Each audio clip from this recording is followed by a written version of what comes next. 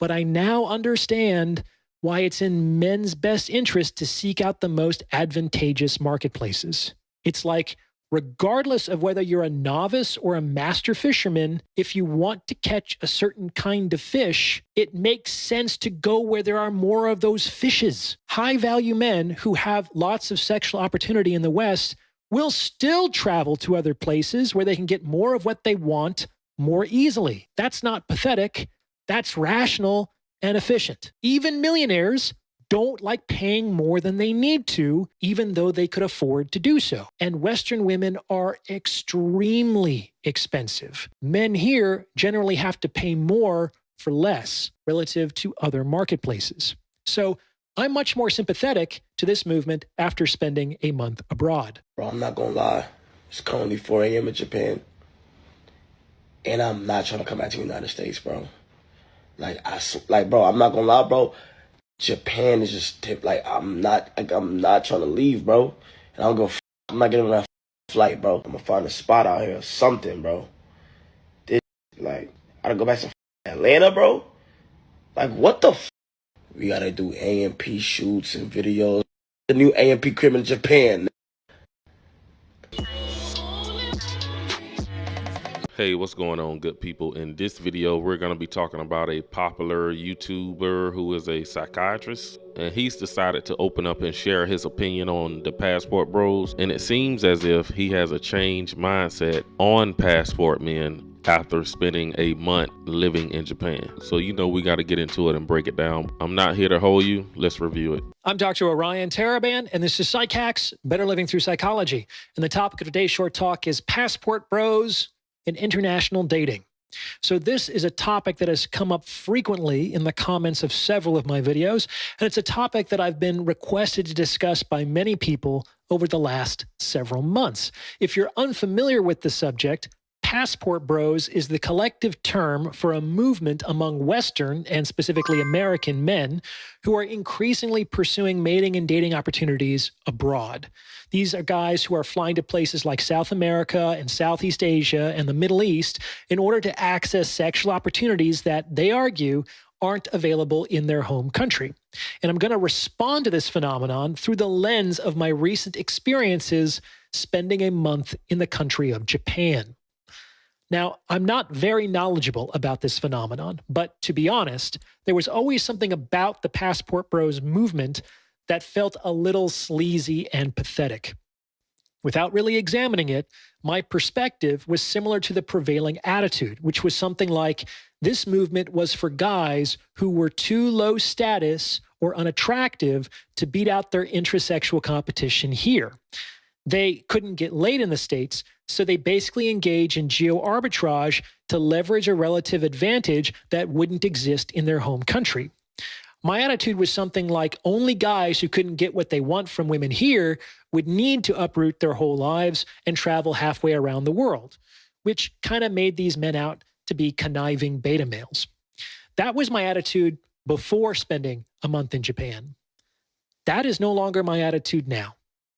Having spent a month in that country, I think I better understand where this movement might be coming from. And I definitely don't think it's just for loser men who can't get laid in America. Allow me to explain. From the perspective of my interests and preferences, the quality of the women in Japan was significantly superior to the quality of the women in the Bay Area. Like, not by a little, by orders of magnitude. Let me break down some of the various factors that go into that statement. First of all, the women in Japan are slender and physically healthy. Yeah, we definitely know that's true. And that's one thing that I noticed in Thailand as well. Oh yes, that part. Now I know he definitely took notice overseas. I spent a month in some of the largest cities in the world, and I must have seen 10 overweight women in that entire time, half of whom were little old ladies. And these overweight women weren't morbidly obese. They were like plump, maybe 20 or 30 pounds overweight max. Most Western women literally couldn't buy clothes in Japan. The vast majority of Japanese women are slender and physically fit, which is appealing because it's not only attractive, but it indicates a compatible value as well. Like, I want people who care about their health. Second, these women are feminine. They wear dresses and heels and makeup. They tend to dress more conservatively than Western women. No tight clothes, no showing a lot of skin. The feminine ideal there seems to be like softly elegant, flowing and modest and dignified. And these aren't 1950s housewives. These are women who, for the most part, are working professionals. They have modern ideas. They are educated and accomplished, but they haven't thrown out more traditional conceptualizations of female beauty. This is not something you can easily find in the West anymore, and you can't find it at all in the Bay Area, at all. And I find feminine women very attractive. It resonates with me and inspires me to be even more masculine. Third, the women in Japan are extremely respectful. Every woman I interacted with there was extremely warm and friendly. They were receptive to conversation, and they seemed to enjoy, or at least very effectively pretended to enjoy, speaking with me. Even more, they were solicitous about my feelings and seemed concerned that I should enjoy the interaction as well. Japanese women are very feminine. They're very demure. They're very modest. They're not combative. They're not trashy. They're not outspoken and loud and obnoxious. They are very honorable women in the sense that they don't just do something and think like, oh, what is this effect going to have on me? They think, oh, what is this going to make my dad look like? What is this going to make my mom look like? What is this going to make my grandma look like? So that's a really good girl to have around, a woman that considers what her actions are going to affect not only her, but everybody around her. I didn't experience a single indifferent or disrespectful word, tone, or glance from a woman in a month. This made approaching and talking to women in Japan a much less fraught experience than it is in the US. The women I spoke to seemed to take pleasure in the attention and in the dialogue. Nothing about the interaction indicated that they were annoyed or offended that I was interested in talking to them. That is true as well. I lived in Tokyo for just under a year. The whole time I was out there, I noticed that the women was very friendly, very accommodating. But the only thing about Japanese women, I would say they are very shy. You know, traditional Japanese women. As a man, you cannot approach them very aggressively. You gotta, I hate to say it like this, you literally have to approach Japanese women as if you're talking to a teenage young girl. No creepy vibes or nothing, I'm just saying you have to be a gentleman when you first approach Japanese women. That's one thing I did notice out there. 欧米の男性と付き合ってみたいと思ったことありますか？あります。アメリカ人と。アメリカ人。アメリカ人。どうしてアメリカ人？いや、まあアメリカに行ってみたいと思ったし、超紳士的じゃないですか。しかもイケメンだし。実際に欧米の男性と付き合うってなった時に、懸念点としてありますか？喋れないから言葉が通じない。Fourth, while a kind of chivalry exists in Japan, it's an inverted version of what we have here. In Japan, men come first, women come second. It's difficult to appreciate how deeply the romantic ideology permeates our manners until you go to a completely different culture. For instance, one day I was walking towards the main entrance of a building at pretty much the same time as a woman. My natural instinct was to get there first and hold the door open for her. However, when I did so, she refused to walk through it, making a show of great embarrassment. And I later realized that in that culture, it would have been embarrassing for her if I had allowed myself to disrespect myself in that way for her sake.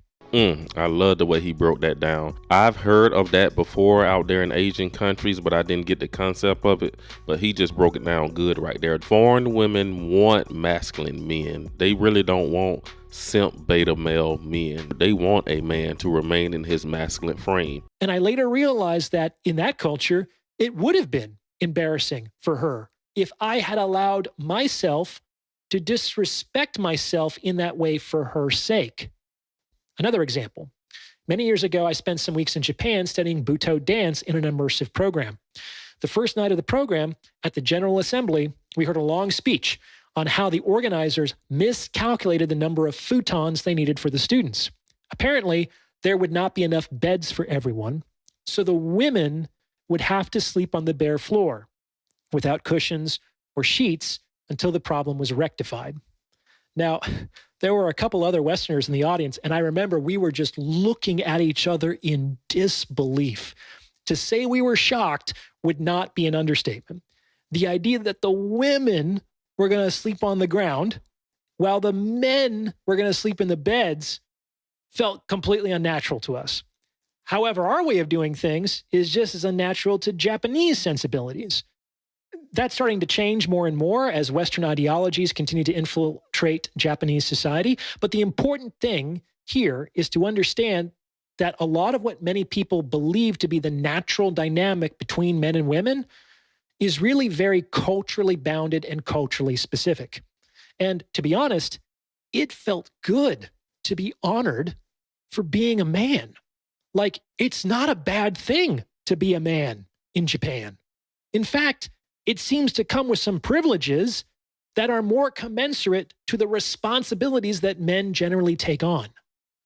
So let's recap. On the whole, Japanese women are slender and physically fit, feminine and demure, friendly and courteous, and respectful and appreciative. Not all Japanese women, I'm sure, but the vast majority of them, as far as I could tell.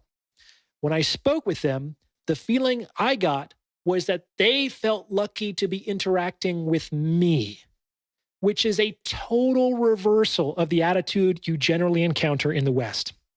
I've gone on a lot of dates in my day, and the prevailing vibes were either A, that I should feel lucky that the woman was allowing me to buy her a drink, or B, that the woman needed to make sure I could give her what she wanted by conducting the date like a job interview. There's a lot of entitlement and narcissism here. It's all about her. On the other hand, my sense is that in Japan, women feel grateful for the opportunity to be there, grateful for the opportunity to be considered as a potential partner. It was extremely refreshing, to say the least. Now, I'm not a fragile guy. I'm not a loser who can't get laid. I'm not poor or low status or unattractive. I'm not a guy without options. I don't need to travel halfway around the world to have satisfying relationships with women. But I now understand why it's in men's best interest to seek out the most advantageous marketplaces. It's like, regardless of whether you're a novice or a master fisherman, if you want to catch a certain kind of fish, it makes sense to go where there are more of those fishes. High-value men who have lots of sexual opportunity in the West will still travel to other places where they can get more of what they want more easily. That's not pathetic. That's rational and efficient. Even millionaires don't like paying more than they need to, even though they could afford to do so. And Western women are extremely expensive. Men here generally have to pay more for less relative to other marketplaces. So I'm much more sympathetic to this movement after spending a month abroad. Because the truth be told, the problem with dating and finding a wife in America is just the toxic feminism that goes on here. Western women have been radicalized by feminists. These men are walking away and letting these women die alone. But I appreciate this man taking a second to really break it down and tell the truth and bringing a little clarification to the issue, because at the beginning of his video, he was honest about the fact that he was looking at these men like something was wrong with them. They was lames, they was corny or whatever, they couldn't get no women, or they were just low value men. But I'm glad a professional licensed psychiatrist, decided to break it down from a man's point of view. Ladies and gentlemen. What? Look like this guy's going to be taking a trip back to Japan, but don't stop at Japan, my brother. I'm sure you're going to go over there and check out Thailand. You're going to go check out Vietnam, Cambodia, all those countries, Bali. Like, don't stop at Japan. But hopefully he do another video in the future telling his experience in another country. So I'm gonna close the video out right there. You guys drop a comment down below. Let me know what you think about what he had to say and how he broke it down or whatever. Don't forget to hit that subscribe button and also like the video. If you made it this far, I appreciate you for watching to the end. I will see you in the next video.